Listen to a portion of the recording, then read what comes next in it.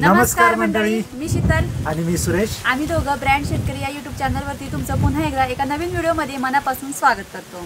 तर मंडळी, आज आपण एक विषय घेऊन आलेलो आहोत स्ट्रॉबेरी शेती संदर्भात. तर त्या विषयाचं नाव आहे की स्ट्रॉबेरी शेतीची नर्सरी. स्ट्रॉबेरी शेती करण्यापूर्वी आपल्याला स्ट्रॉबेरी शेतीची नर्सरी करावी लागते आणि नर्सरी केल्यानंतर त्यामध्ये रोपं तयार करून आपल्याला शेतामध्ये लावावी लागतात. स्ट्रॉबेरी शेतीची जी नर्सरी असते तर या नर्सरीविषयी पूर्ण डिटेलमध्ये माहिती आज आपण देण्याचा प्रयत्न करणार आहोत. तर राहा आमच्यासोबत, बघत राहा ब्रँड शेतकरी हा YouTube चॅनल. व्हिडिओ कुठेही स्किप करू नका. व्हिडिओ खूप खास असणार आहे. आणि कसं आहे की स्ट्रॉबेरी नर्सरी का महत्त्वाची आहे किंवा स्ट्रॉबेरी नर्सरीमध्ये रोपं कशी केली जातात, शिवाय बऱ्याचशा अशा बारीक सारी गोष्टी आहेत ज्या गोष्टींचा आज आपण उल्लेख या व्हिडिओमध्ये करणार आहोत. तर चला आपल्या विषयाला आपण सुरुवात करणार. तर मंडळी, तुम्ही मागे बघू शकता, हा आमचा पोले हाऊस आहे. तर पोले हाऊसमध्ये आपण स्ट्रॉबेरीची नर्सरी केलेली आहे. तर पूर्ण महाराष्ट्रातील बरेचसे लोक आपल्याला विचारतात रोपांविषयी, स्ट्रॉबेरीच्या नर्सरीविषयी. तर त्या संदर्भात आज आपण माहिती देण्याचा प्रयत्न करणार आहोत. तर कुठे व्हिडिओ स्किप करू नका, राहा आमच्यासोबत. चला या.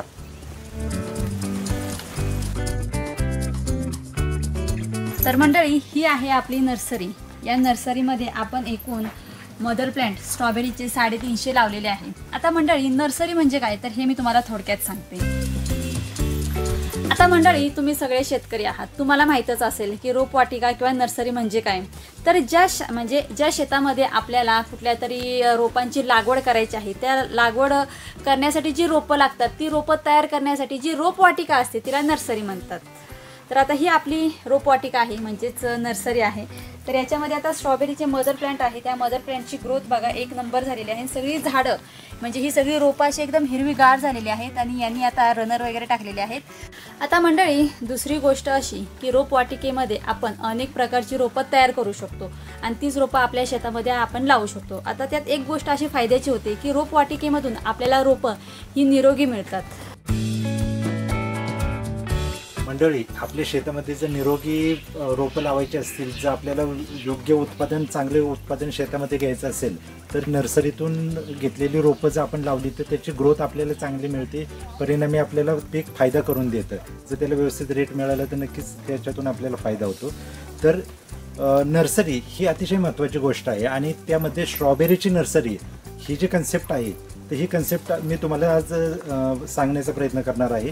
तर स्ट्रॉबेरीची नर्सरी करण्यासाठी आपल्याला प्रामुख्याने जे वातावरण लागतं, हे वातावरण कमी पावसाचं लागतं, कमी पावसाचं वातावरण लागतं. आणि ज्या ठिकाणी ह्युमिडिटी जी असते, ती ह्युमिडिटी 60%, 70%, 80%च्या आसपास ज्या ठिकाणी ह्युमिडिटी असेल, तर अशा ठिकाणी आपण स्ट्रॉबेरीची नर्सरी अगदी व्यवस्थितरित्या करू शकतो. तर तुम्ही बघू शकता, ही आपण पोले हाऊसमध्ये नर्सरी केलेली आहे. तर नर्सरी करण्यासाठी आपल्याला मेन म्हणजे स्ट्रॉबेरीच्या रोपांची गरज लागते. स्ट्रॉबेरीची जी रोपं असतात, तर ती रोपं आपण खाजगी सोसायटी असतात किंवा खाजगी एजंट असतात किंवा आपल्या गावात बनवलेले काही सोसायटी असतात, तर यांच्यामार्फत आपण परदेशातून ही रोपं मागवतो. स्ट्रॉबेरीची रोपं आपण परदेशातून मागवल्यानंतर स्ट्रॉबेरीची रोपं लावण्यासाठी, नर्सरी तयार करण्यासाठी आपल्याला प्रिपरेशन करावं लागतं, म्हणजे पूर्वतयारी करावी लागते. तर पूर्वतयारी कशी केली जाते तर ते मी तुम्हाला सांगतो. एक 4 फुटाचे आपण बेड तयार करतो. 4 फुटाचा हा एक बेड, 4 फुटाचा बाजूला बेड, त्याच्यानंतर 4 फुटाचा बेड, असे 4 फुटाचे बेड तयार करतो. त्याच्यावरती सिंगल लाईन, एक ठिबकची सिंगल लाईन आपण टाकतो. तर तुम्ही बघू शकता, हे बघा, एक सिंगल लाईन ठिबकची आपण टाकलेली आहे. ठिबकची सिंगल लाईन टाकलेली आहे. आणि त्याच्यानंतर जेवढे आपण रोपं मागवलेले असतात, म्हणजे 500 रोपं आपण मागू, 300 रोपं मागू, 1000 रोपं मागू, तर ती जी रोपं असतील आपली, तर त्या हिशोबाने बेड आपल्याला तयार झालेलं असतं. तर त्या बेडवर जे ठिबक आपण हातरलेलं असतं, तर ठिबकच्या या बाजूला एक रोप आणि या बाजूला एक रोप, या बाजूला एक रोप, या बाजूला एक रोप. तर अशा पद्धतीने आपण जी रोपं मागवतो त्या रोपांची लागण करतो. आणि रोपांची लागण केल्यानंतर त्याला पाणी व्यवस्थापन आणि खत व्यवस्थापन हे आपल्याला करावं लागतं.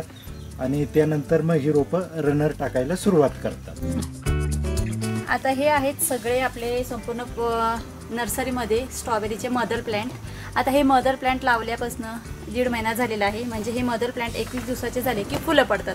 आपण ती फुलं कट करून टाकलेली आहेत आणि फुलं कट केल्यानंतर यांना रनर पडलेले आहेत. आता रनर म्हणजे काय तर ह्या संपूर्ण झाडांनी एक तारा टाकलेल्या आहेत. बघा तुम्ही, सगळ्या झाडांनी बघा तारा टाकलेल्या आहेत. ही एक तार आहे, या तारा आहेत, काही तारा आपण चिटकवलेल्या आहेत. संपूर्ण बेडवरती ताराच तारा आहेत. आता ह्या तारांना काय होतं मंडळी, हे बघा, असे पानं फुटतात.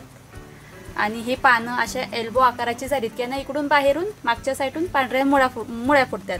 आता ह्या मुळ्या आपल्याला या ट्रेमध्ये चिटकवायच्या आहेत, म्हणजे हे रनर असे आपल्याला इथे चिटकवायचे आहेत। आता ते कसे चिटकवायचे आहेत, तर या आहेत माझ्या हातात पिना, या मेसाच्या बांबूपासून आपण तयार केलेल्या या पिना आहेत। आता प्रत्येक शेतकरी जे स्ट्रॉबेरीची नर्सरी करतात, म्हणजे स्ट्रॉबेरीची रोपं तयार करतात, ते शेतकरी प्लास्टिकच्या सुद्धा पिना बनवतात। आता आपण बांबूच्या बनवलेल्या आहेत। आता काय करायचं आहे, या पिना आपल्याला अशा व्ही आकाराची करायची आहे आणि हा रनर असा पकडायचा आहे।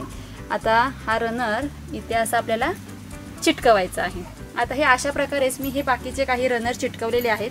तर हे रनर चिटकवून झाल्यानंतर ना एक 4-5 दिवसात या रनरपासून नवीन बेबी प्लॅन्ट तयार झालेले आहेत आणि त्यांची ग्रोथसुद्धा बघाल, पानं कशी एकदम हिरवीगार आहेत आणि एकदम निरोगी आहेत। तर अशा प्रकारे हे रनर चिटकवून तुम्ही नवीन बेबी प्लॅन्ट तयार करू शकता।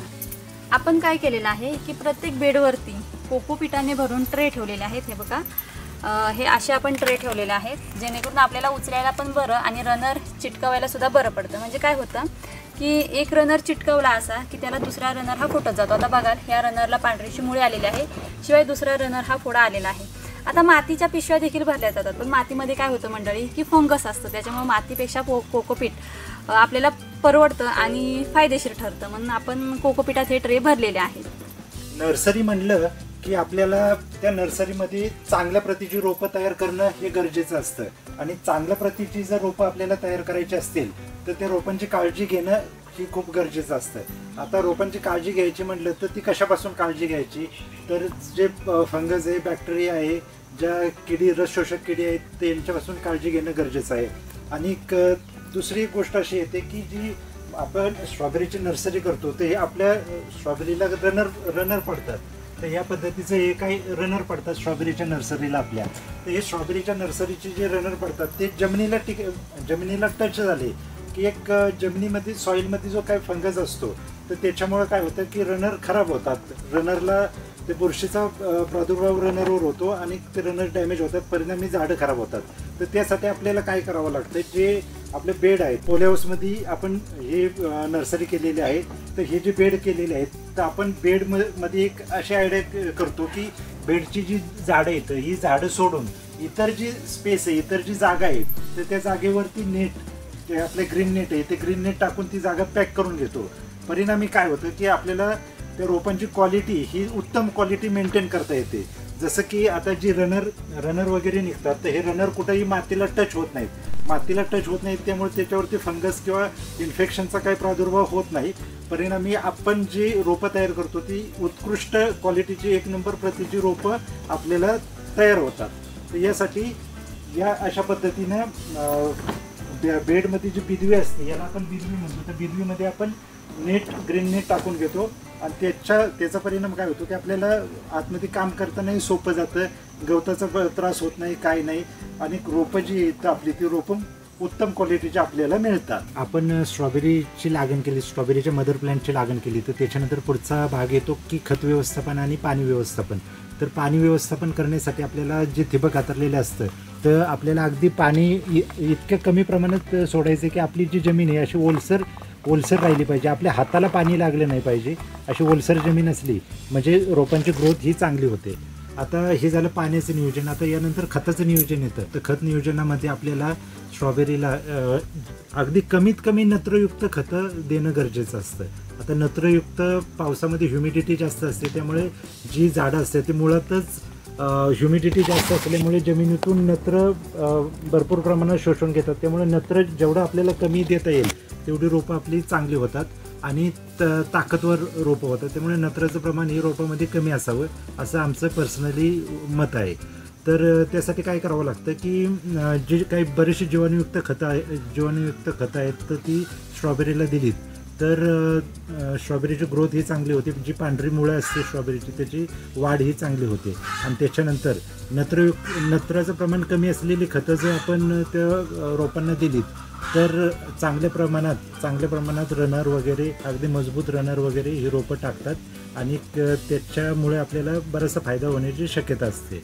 पुढचा जो मुद्दा येतो तो भिजवणीचा येतो। जे आपण रनर टाकले तर रनर हे भिजले पाहिजेत। आपण कोकोपीटमध्ये ट्रेमध्ये कोकोपीट भरलेलं आहे आणि कोकोपीटमध्ये हे रनर असे चिटकावलेले आहेत। तर आता रनर चिटकावले ठीक आहे, रनरची भिजवणी कशी करणार, तर त्यासाठी पर्याय आपल्याला काय येतो की स्प्रिंकलर टाकणे. तर आतापर्यंत आपले ह्युमिडिटी आपल्याकडे जास्त असल्यामुळे आपल्याला काही जास्त भिजवण्याची गरज लागली नाही, परंतु आता पाऊस कमी झाला आहे तर त्यामुळं ह्युमिडिटी कमी होईल आणि परिणामी आपल्याला भिजवावं लागणार आहे. तर आता आपण स्प्रिंकलर टाकणं हा आपल्याकडे पर्याय आहे. तर आपण 2-4 दिवसात स्प्रिंकलर टाकणार आहे. पण स्प्रिंकलर टाकण्यापेक्षा आणखी एक फायद्याची गोष्ट अशी असते की स्प्रिंकलर टाकण्यापेक्षा रेन पाईप टाकला. जर रेन पाईप टाकला तर रेन पाईपमुळं काय होतं की अगदी सूक्ष्म पाण्याचा फवारा पडतो आणि सूक्ष्म पाण्याचा जर फवारा पडला या रोपांवर तर रोपांची ग्रोथ ही आणखी चांगली होईल. त्यामुळे जर नर्सरी करत आपण असो तर एक तर स्प्रिंकलर हा पर्याय येतो रोपं भिजवण्यासाठी आणि दुसरा पर्याय काय येतो की रेन पाईप.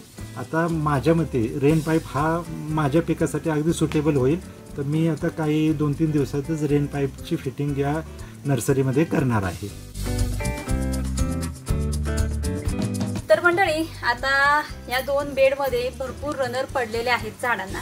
तर आता हे रनर चिटकवायचे आहेत. तर या आता आपल्याकडे आहेत मेसाच्या बांबूच्या ह्या पिना. तर आता मी तुम्हाला रनर चिटकवून दाखवते. आता रनर आपल्याला कसले चिटकवायचे आहेत तर हे बघा, हे रनर आहेत, यांना पांढऱ्या मुळ्या फुटलेल्या आहेत. हे बघा, ह्या पांढऱ्या मुळ्या फुटलेल्या आहेत. तर हे आता आपल्याला काय करायचं आहे, असं इथे फिक्स करून द्यायचं आहे.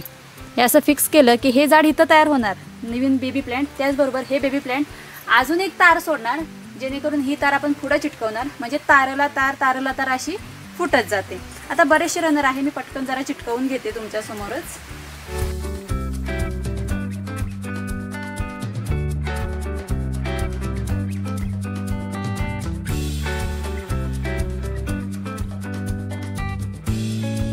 आता काय करायचं आहे, जेवढे रनर पडलेले आहेत, जे एल्बो आकाराचे झालेले आहेत, शिवाय त्यांना पांढऱ्या मुळ्या फुटलेल्या आहेत, तेवढे सगळे आपल्याला चिटकवून घ्यायचे आहेत. आणि जेवढा जो आपला ट्रे आहे तो ट्रे तुम्हाला जर कव्हर करता जमला, म्हणजे जेवढे तार आहेत तेवढ्या तारांनी तो ट्रे भरला तर खूपच चांगलं फायद्याचं काम होतं आपलं.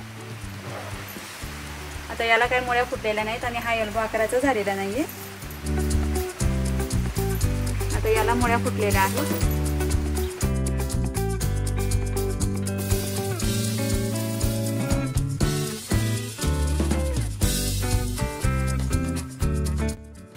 यालाही एल्बो आकार आलेला आहे आणि व्हाईट कलरच्या मुळ्या फुटलेल्या आहेत. काही अवघड गोष्ट नाहीये, सगळ्या गोष्टी केल्यात ना मनापासून तर सगळ्या एकदम इझी होतात आणि सोप्या वाटतात. आपल्याला फक्त करण्याची इच्छा पाहिजे. आता जस्ट एक 4-5 दिवस झाले मी काही रनर चिटकवलेले. तर एक 4-5 दिवसात त्यांची बघा ग्रोथ कशी झालेली आहे.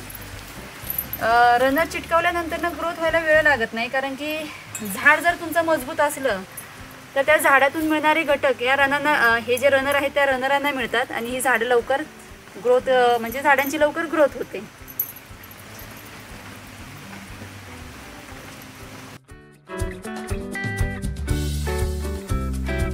आता मंडळी हा जो रनर आहे ना बघा, एकदम ॲक्टिव्ह आहे. त्याला पांढऱ्या मुळ्या कशा एकदम तेज आणि तीक्ष्ण आहेत.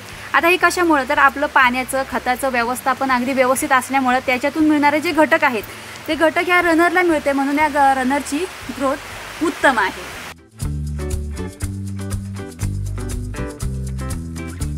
तर मंडळी आपली स्ट्रॉबेरीची नर्सरी आता 1.5 महिना झालेला आहे नर्सरीला. तर अजून 1.5 महिन्यामध्ये आपली नर्सरी पूर्ण कंप्लीट होणार आहे.